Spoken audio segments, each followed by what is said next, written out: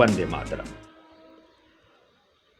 आज़ादी की अमृत गाथा महोत्सव की इस कड़ी में आज हम सब एकत्रित हुए हैं आरजेएस की सम्मानित मंच पर।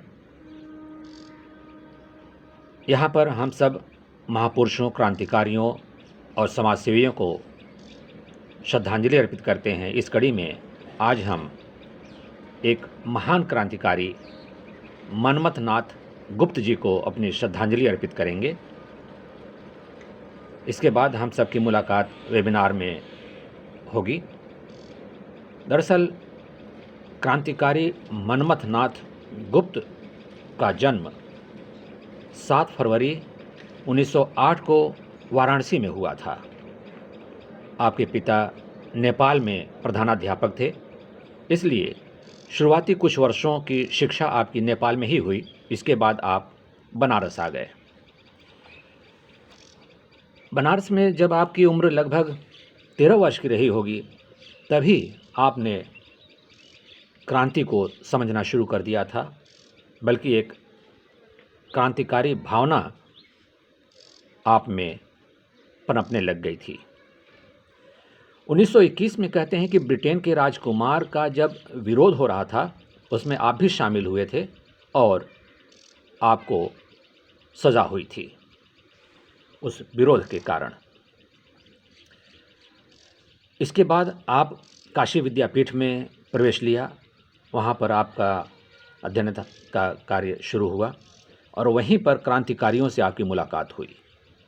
वैसे तो हम उन दिनों क्रांतिकारी देश भर में फैले हुए थे, उत्तर प्रदेश, बंगाल, उड़ीसा, पंजाब, हर जगह पर।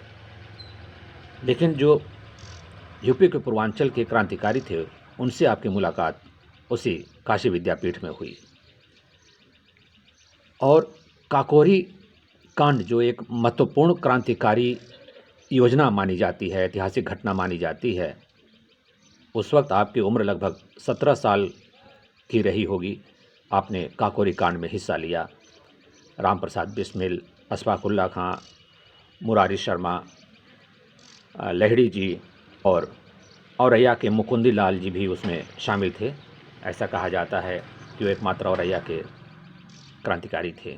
उनके साथ आपने मिल करके 9 अगस्त 1925 में जो सहारनपुर ट्रेन लूटने की घटना हुई थी, और उसमें लगभग बताया जाता है कि 8,000 रुपये मिले थे, उससे आप सब ने अपने योजना को आगे बढ़ाने की कोशिश की, पकड़े गए।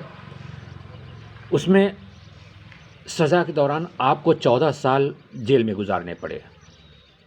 इस तरह से मुकुंदी लाल ने 14 साल जेल में अपने जीवन बिताए, लेकिन वहाँ पर भी आपका लेखन कार्य चलता रहा। जो आप सब उद्देश्य लेकर चले थे, उसमें पीछे नहीं हटे, बल्कि उसे अंजाम देते रहे। इस तरह से काकोरी कांड के बाद आप जब स्वतंत्र हुए, देश भी 1947 में आज़ाद हुआ, फिर आप प्रकाशन विभाग में से भी जुड़े और लगभग क्रांतिकारियों पर लिखते हुए, देश के साहित्यकारों पर लिखते हुए आपने 80 पुस्तकों की रचना की, जिनमें कहा जाता है कि आप मानव विश्लेषण में भी बहुत रुचि रखते थे।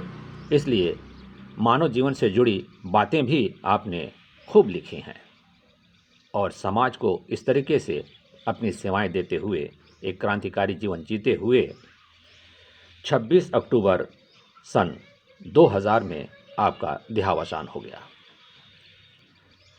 हम इस सम्मानित मंच से उस क्रांतिवीर को, यानी कि मनमथ नाथ गुप्त जी को श्रद्धांजलि अर्पित करते हैं और आप सबको मैं बधाई देता हूं, नमस्कार करता हूं।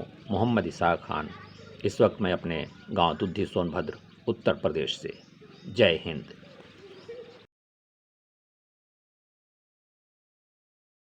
सकारात्मक ऊर्जा का आओ सब में संचार कराएं। ऐसा ना हो कि हम अपनी जिम्मेदारी भूल न जाएं। क्यों इंतजार करें हम किसी का, आओ एक मशाल जलाए, सकारात्मकता के उदय का चलिए हम उद्घोष कराए। RJS जय हिंद के नारों से अपना देश जगाए, RJS वंदे मातरम से सारी सरकार जगाए।